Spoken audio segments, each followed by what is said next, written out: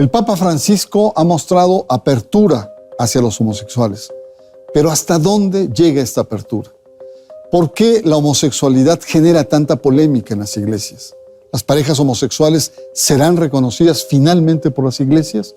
¿Cuál es la postura de los homosexuales frente a la exclusión eclesiástica? Soy Bernardo Barranco y le propongo analizar homosexualidad y religión aquí, en Sacro y Profano.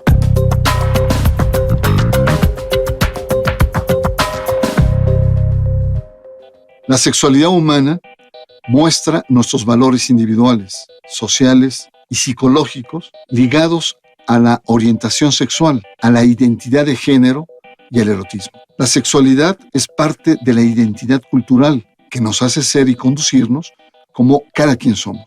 La homosexualidad es una de las manifestaciones de la sexualidad que socialmente es cuestionada, aprobada o rechazada. Es un hecho que la homosexualidad ha ganado reconocimiento en términos de derechos humanos en las sociedades seculares.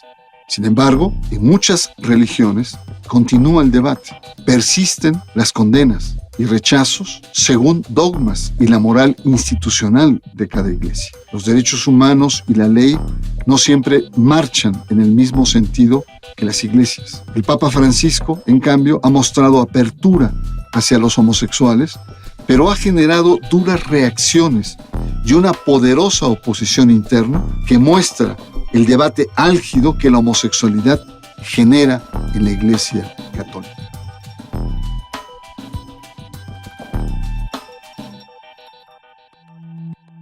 Homosexualidad y religión, un tema ineludible, áspero, incómodo para muchos, pero es importante crear foros, crear espacios, debatir estos temas.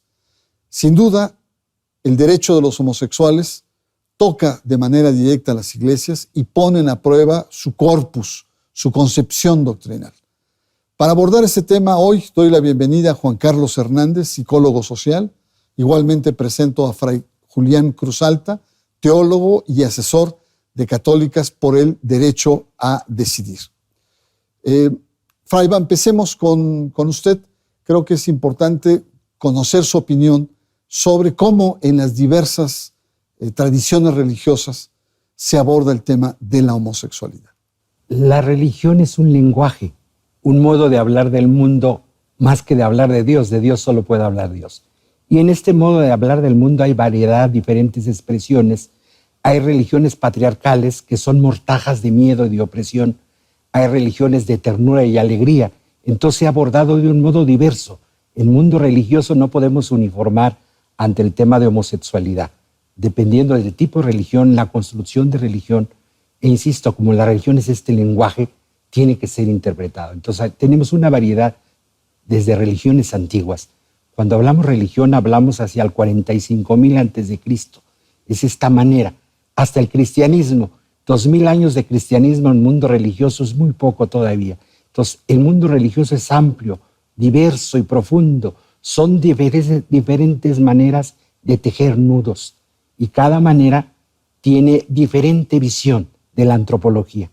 Entonces, religión y antropología van muy unidas, pero la religión no solo es antropológica, sino es de armonía de toda la creación.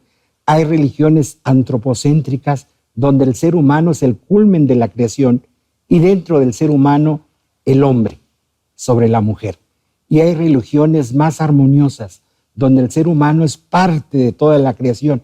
Entonces depende de qué tipo de religión, el enfoque que le va a dar a la homosexualidad es muy variado en las religiones. Muy bien, dentro de esta diversidad, ¿cómo podríamos entender el estado actual, sobre todo en las iglesias, digamos, más conocidas o preponderantes en nuestro país, cara a la homosexualidad? Pues, como dice Fray Julián, el tema es histórico. Es decir, la postura actual de las iglesias, básicamente cristianas, o también la comunidad judía, la comunidad musulmana, depende de discusiones que se dieron a lo largo de la historia. Es importante que la gente sepa que, por ejemplo, la tradición cristiana, la tradición específicamente católica, ha tenido santos gays, San Sergio y San Baco, Santa Perpetua y Santa Felicitas, que según estudios de John Boswell, fueron canonizados en el año 304. Es decir, los primeros 5 siglos, la Iglesia cristiana, la Iglesia católica, no tenía una teología definida en torno a la sexualidad en general, se fue definiendo poco a poco. Hay un estudio de Mark Jordan que se llama La invención de la sodomía como pecado en la teología cristiana, que afirma que es a partir más o menos de San Jerónimo, siglo V, que se traduce la Biblia del griego por primera vez al latín, donde aparece el término sodomía asociado por primera vez a la homosexualidad. El relato de Sodoma ya tenía 1500 años más o menos descrito. Ninguna tradición judaica, ni los primeros cristianos, la interpretaron como pecado de homosexualidad, sino básicamente, como dice Isaías en el capítulo 1, es pecado de injusticia social, de falta de hospitalidad. Los sodomitas y los que se parecen a Gomorra cometen pecados de injusticia social, no necesariamente de homosexualidad. Esa interpretación en la tradición cristiana viene a dársele hasta el siglo V. Aún así, la Iglesia católica mantenía santos gays y mantenía rituales de uniones de personas del mismo sexo. Les llamaban hermanamiento. John Boswell se ha dedicado a hacer todo un estudio de estos rituales de hermanamiento y dice que la Iglesia católica llegaba a hermanar hombre con hombre o mujer con mujer, incluso todavía hasta el siglo XII. La Iglesia ortodoxa griega hasta el siglo XVI mantenía estas uniones del mismo sexo bendecidas, nunca con el objetivo tampoco del matrimonio, de la procreación. Pero si nos vamos a la Iglesia primitiva, los primeros 4 o 5 siglos, que no había el concepto de gay o de homosexual moderno, se casaban, tenían hijos y criaban, pero aparte tenían a sus esclavos, porque no olvidemos que la Iglesia cristiana nunca prohibió la esclavitud, que eran usados muchas veces con objetivos sexuales. Entonces, la tradición cristiana hoy, algunas iglesias aceptan, por ejemplo, la Iglesia anglicana, la Iglesia católica está en discusión, y otras iglesias también cristianas o que les han llamado tradicionalmente protestantes, lo tienen en discusión. Muy bien, pues muchas gracias. Como primer acercamiento me queda muy claro que es un tema histórico, es un tema debatible, investigaciones nuevas, antropologías modernas nos están llevando a conclusiones que podrían, digamos, resquebrajar las viejas concepciones, y el tema que tenemos hoy no le cambie, porque vamos a regresar a desmenuzar el tema de homosexualidad y religión aquí en Sacro y Profano.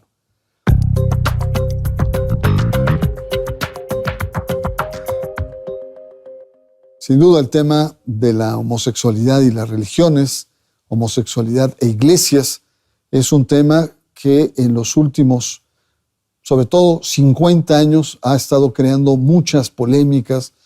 Fray Cruz Alta, me gustaría mucho conocer tu opinión. ¿Por qué es tan polémico este tema? Y sobre todo, ¿cuáles son los fundamentos teológicos o de autoridad o de doctrina que utilizan las grandes iglesias tradicionales para cuestionar a los homosexuales? Sobre todo las teologías cristianas unieron muy pronto sexualidad y reproducción. Entonces, toda sexualidad que no es reproductiva es cuestionada en este aspecto. Y se nos olvidó en la teología cristiana que hay un fundamento teológico más profundo, más de base. No importa ser homosexual, bisexual, heterosexual, el fundamento es ser hija o hijo de Dios. Este es como nuestro sello que nos marca, no la identidad sexual, lo más profundo. Entonces, por una cuestión de moral sexual, hemos perdido el cristianismo. El fundamento del cristianismo es la dignidad de la persona hecha a imagen y semejanza de Dios. Hombres y mujeres, con todas nuestras orientaciones sexuales, no perdemos ese sello. Y estas discriminaciones son ofensivas, porque es de menor cuantía teológica el ligar reproducción y sexualidad, el ligar orientación sexual. Entonces hay algo más profundo en la teología cristiana. El ser hijo o hija de Dios, eso me marca y esto me da mi dignidad. Entonces las iglesias cristianas que van en contra atentan sobre algo profundísimo, sobre su misma base de fe, el discriminar. Yo entiendo, no comparto esta unión entre sexualidad y reproducción. Por eso estas sexualidades no reproductivas dan tanto miedo y son polémicas, pero son muy ofensivas a la teología finalmente. Mientras las sociedades modernas, seculares, la homosexualidad va ganando terreno en términos de derechos humanos, en las iglesias pareciera ser que hay un retroceso a entrar en esta nueva lógica de la sociedad moderna. ¿Cuál es tu opinión, Juan? Yo creo, Bernardo, que muchas veces se confunden los valores esenciales del cristianismo con los valores históricos del cristianismo. Los valores esenciales del cristianismo emanan de la historia de la salvación. Dios nos liberó de Egipto, Dios nos liberó de Mesopotamia, de Babilonia, de Grecia, de Roma. La libertad y la liberación es un valor. Isaías, Jeremías, Ezequiel, Joel, todos los profetas hablando de justicia, de no discriminar, abogad por la viuda, abogad por los huérfanos, abogad por los pobres, que no haya violencia, la paz como valor esencial, la justicia social, la no discriminación, que Jesús lo resume en el amor al prójimo. Retoma todos esos valores, más le añade dos conceptos que me parecen muy importantes. No juzgarás, ni te juzgarás, ¿no? Juzgar, en hebreo, el que te juzga, el que te acusa, se dice Satán. Y entonces no juzgarás, no serás Satanás de nadie, ni de ti, no te culpabilizarás ni a otros, y pensarás en el que nadie piense, en el altruismo. Eso es de Jesús. Esos son los valores esenciales. Los valores históricos son que si era virgen, que si no era virgen, que si se vale el sexo reproductivo, que si no se vale. Todos esos fueron votados en concilios, históricamente hablando, no vienen en la Biblia, y la Iglesia ha ido cambiando en torno a los temas de sexualidad de acuerdo a los contextos históricos. Y yo creo que en el contexto de los derechos humanos debería haber también una actualización allí. Cambiar es uno de los aspectos importantes, y en la Iglesia Católica ha sido conmocionada por las expresiones del Papa Francisco. De regreso en el avión de Río de Janeiro, planteó una apertura hacia los homosexuales, incluso en esta misma línea. ¿Quién soy yo para juzgar a un homosexual cuando tiene una actitud de fe? ¿Qué representa esto? Para muchos no solamente es un desafío doctrinal, sino es un desafío de la actitud que ha tenido la Iglesia Católica frente a los homosexuales. Los cambios en la Iglesia Católica Romana son lentos. Los cambios no se dan de blanco y negro. Hoy se espera, creo que demasiado de cambios. Si hay un cambio en el lenguaje, forma es fondo. Este Papa lleva el lenguaje a lo central del cristianismo, el perdón, la acogida, la misericordia, no el castigo, no el señalar. No hay cambio de doctrina, pero sí hay un cambio de actitud, y es muy sano. Ojalá pronto se debata en el próximo periodo del sínodo estos temas que ya vimos en la primera parte del sínodo de los obispos, que hubo grandes enfrentamientos en torno a estas temáticas, y lo seguirá viendo. Entonces, insisto, yo no espero un gran cambio doctrinal, pero ya un cambio de actitud en el cristianismo es fundamental. Y este Papa ya no es obsesivo de asuntos de sexualidad, es obsesivo de asuntos de miseria, de pobreza, de derechos humanos y de recobrar la dignidad para todos y para todas. Sin duda, el siglo XVIII y XIX de la Iglesia frente a la sociedad moderna, a la cultura moderna, tuvieron confrontamientos de tipo político, fundamentalmente, grandes proyectos de doctrina, de la concepción del hombre, etc.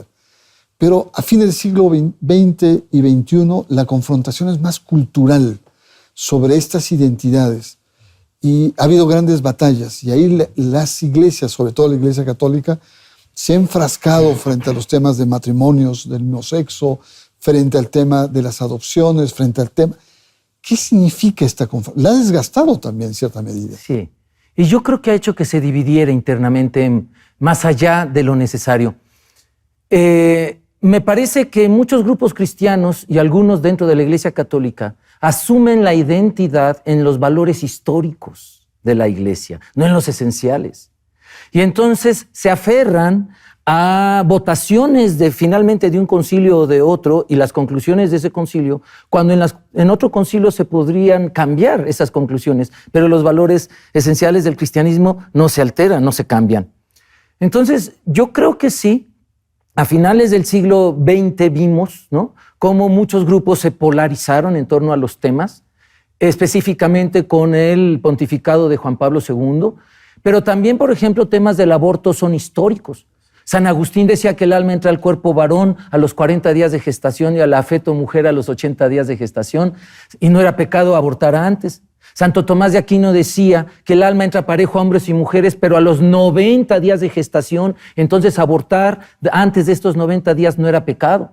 Se hace pecado por primera vez el aborto en el Concilio Vaticano I en 1868-71. Entonces yo creo que también es importante para los católicos y los cristianos echar un vistazo histórico a lo que creen, si es verdaderamente lo que emana de las palabras de Jesús, del Evangelio, o emanan de discusiones de obispos, que nunca han habido mujeres allí en las discusiones, que deciden incluso la vida de las mujeres, pero es por mayoría de votos.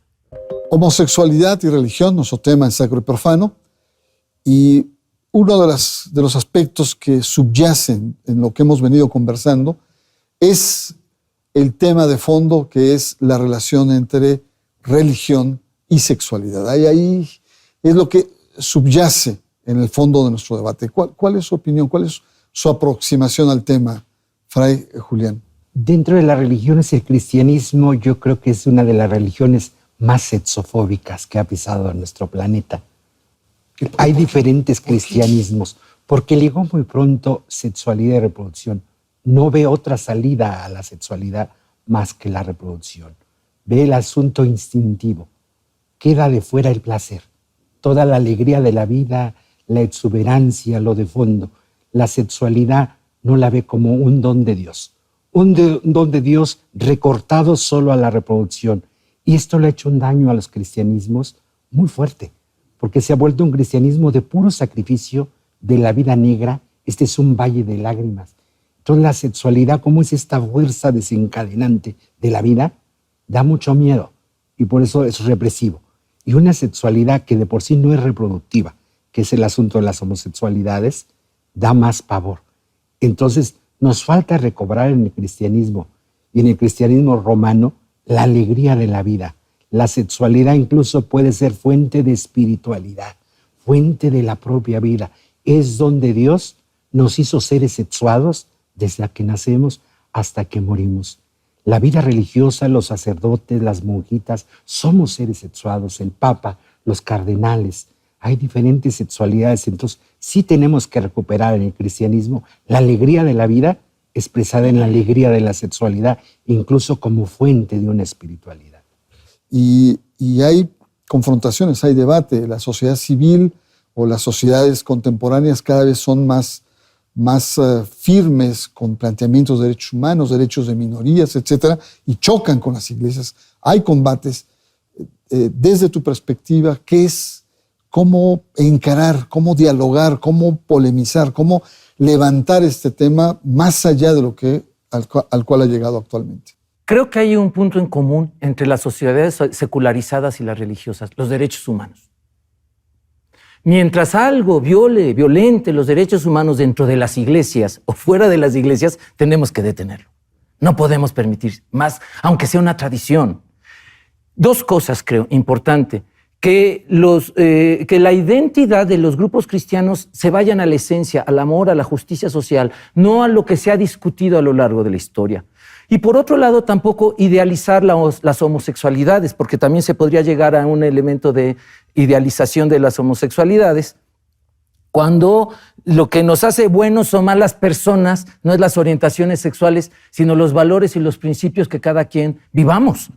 Porque tampoco por decir una persona por ser homosexual ya por eso es buen ser humano. No, tiene que ser una persona que viva ciertos valores, ciertos principios que como sociedad, digamos, esa persona respeta los derechos humanos, aboga por ellos, en fin.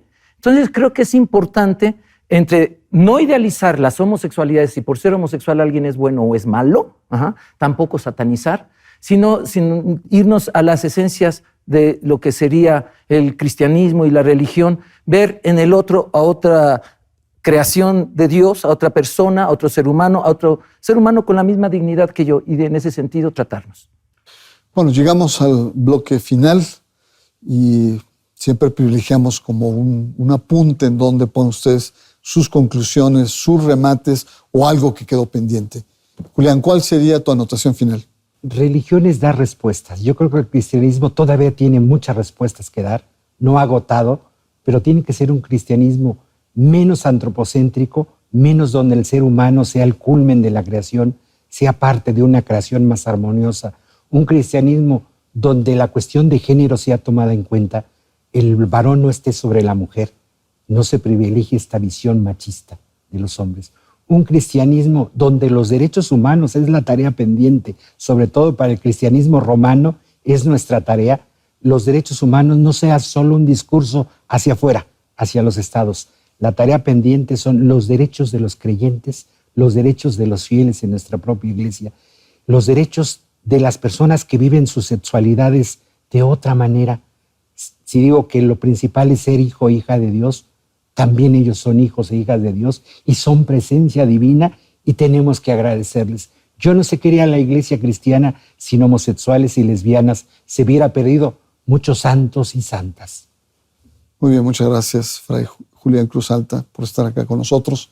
Juan, tu última nota, tu último apunte. Yo creo que las personas que se escandalizan de que hoy se esté discutiendo esto en las iglesias deben recordar que también se escandalizaron cuando se discutía que era anticristiano la esclavitud. Mucha gente utilizó la Biblia para reafirmar la esclavitud. No olvidemos que la Iglesia Católica nunca cuestionó la esclavitud por más de 1800 años. Era algo natural. Y cuando empezaron a decir que los esclavos tenían derechos de humanos, de cristianos, la gente se empezó a horrorizar usando la misma Biblia contra ellos. Yo creo que ya no se puede utilizar la Biblia para odiar a nadie. No se puede utilizar los textos antiguos para discriminar a nadie, sino que nos vayamos realmente a la esencia de lo que son, que es no juzgar y pensar en el otro, en el que nadie piensa. Me parece que sería lo básico. Y que las personas que se escandalizan y creen que su esencia religiosa radica en lo que la sexualidad es hoy, como predicado en las iglesias, que estudie la historia un poquito, nos ayuda a alumbrar que va mucho más para allá el mensaje de Jesús. Pues muchas gracias. Indiscutiblemente que el momento que vivimos es un momento de explosión de respeto por la diversidad, de una u otra manera el reconocer, el Papa mismo lo ha planteado, de no absolutizar una agenda moral por parte de las iglesias, una agenda moral culpígena, y al contrario, aceptar esa diversidad y el reto, cómo vincular la agenda social o de derechos humanos o de justicia social con los principios que rigen aspectos de la sexualidad contemporánea. Muchas gracias por su presencia aquí en Sacro y Profano y por supuesto, yo lo espero la próxima semana.